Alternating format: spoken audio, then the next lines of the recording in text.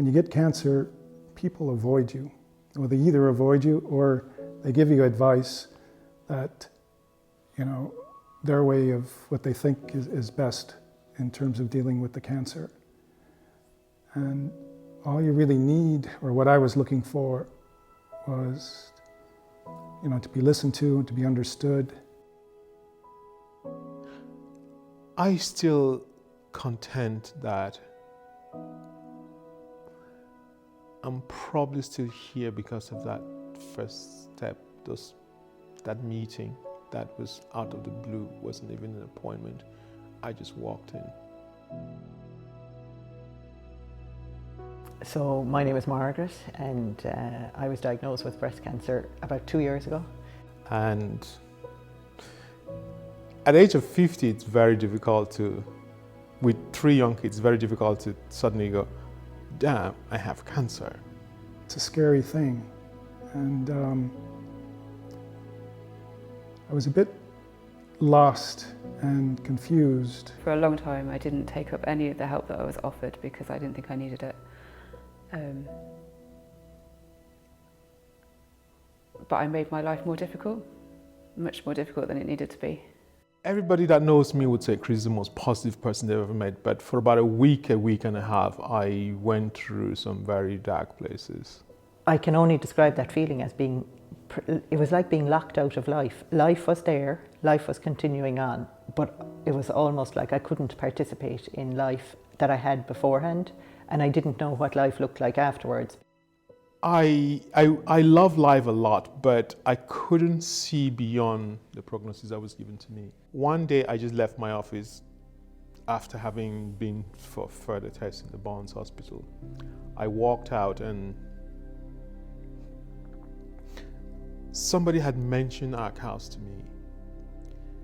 That day was probably my darkest day because I have no idea where I was going. It was kind of a spur of the moment thing. I was in the city and I just thought, right, I'm gonna go knock on the door, see what happens.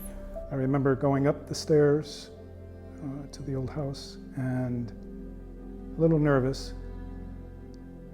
I rang the doorbell and this woman opened the door, a volunteer, with a smile and welcomed me in.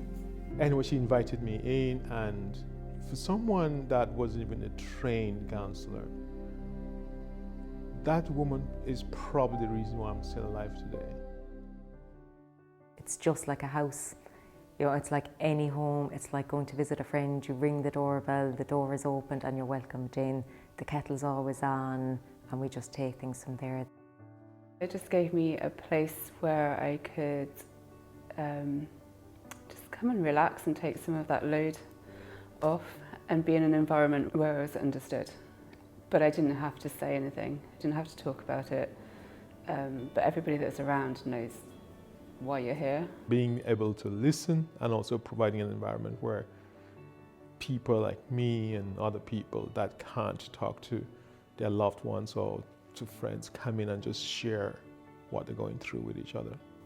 And being able to, going to the ARC House and talking about those things was comforting, and it lessened the intensity of what I was experiencing, how I reacted to what I was experiencing. It's not just the individual, firstly, it's not just the individual who has cancer, it's also their family, anybody who's affected by cancer. And in my case, it was the children. And this is that one place where we come together and everybody knows what everybody's here for. I don't have the vocabulary to express what that means, but it's immeasurable. I suppose the one thing we offer here at ARC is time. And there's the gift of time, where there's no rush and you can settle. You don't have to pretend anything here. If somebody asks you how you are, you don't have to say that you're fine if you're not fine.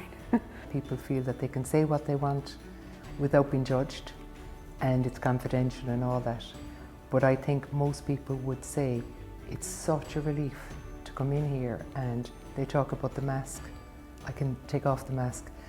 So that can mean I can laugh without somebody saying, God, like, is she in denial? Or I can cry without being, people panicking. So that even if you don't want to talk, go get a massage, go do some art, go do some meditation.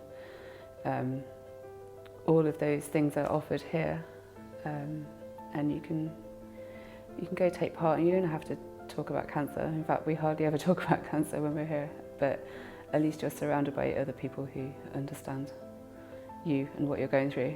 What it certainly did was it put cancer out on the table for it to be wide open for discussion, and suddenly the children weren't trying to deal with it on their own, and they met other families.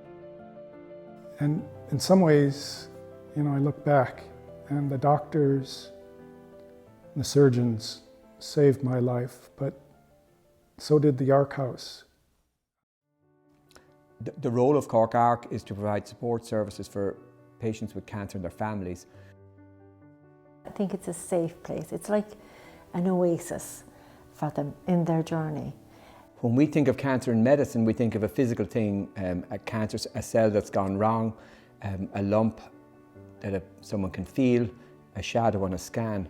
But for patients with cancer and their families, it's psychological. There's an emotional side of it, and in the same way as you're not going to try and deal with the physical aspect of cancer yourself. There's no need to deal with the emotional aspect of cancer yourself. Perhaps you'll get through it, perhaps you will, but there's no need to do that. There's help there, and ARC is there. We have medical back training and experience, so we can bring that to the listening, which I think people find that's important, because we can understand where they are medically as well as maybe emotionally and psychologically.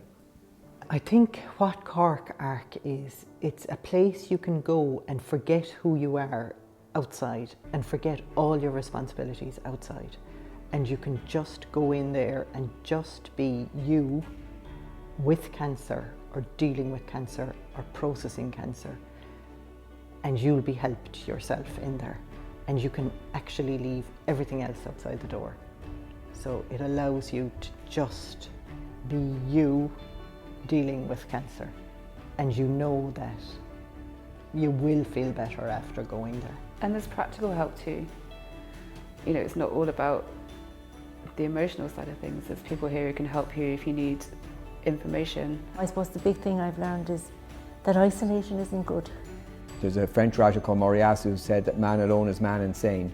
And I think that when people discover that there's a commonality of experience, commonality of difference, that reduces their sense of isolation. It reduces the impact of the illness, and it reduces the psychological burden of the illness. Cork ARC is like a safety net. Cork ARC is it's a safe place. It's a place of kindness, and it's a place where you can be you. I was able to, work my way through and not just survive cancer, but thrive, live life with zest now.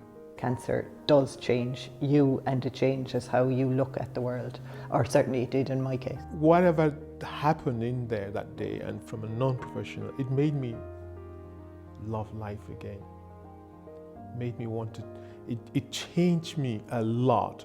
I will always say, just go to ARC. ARC will make a difference. For sure, ARC makes a difference.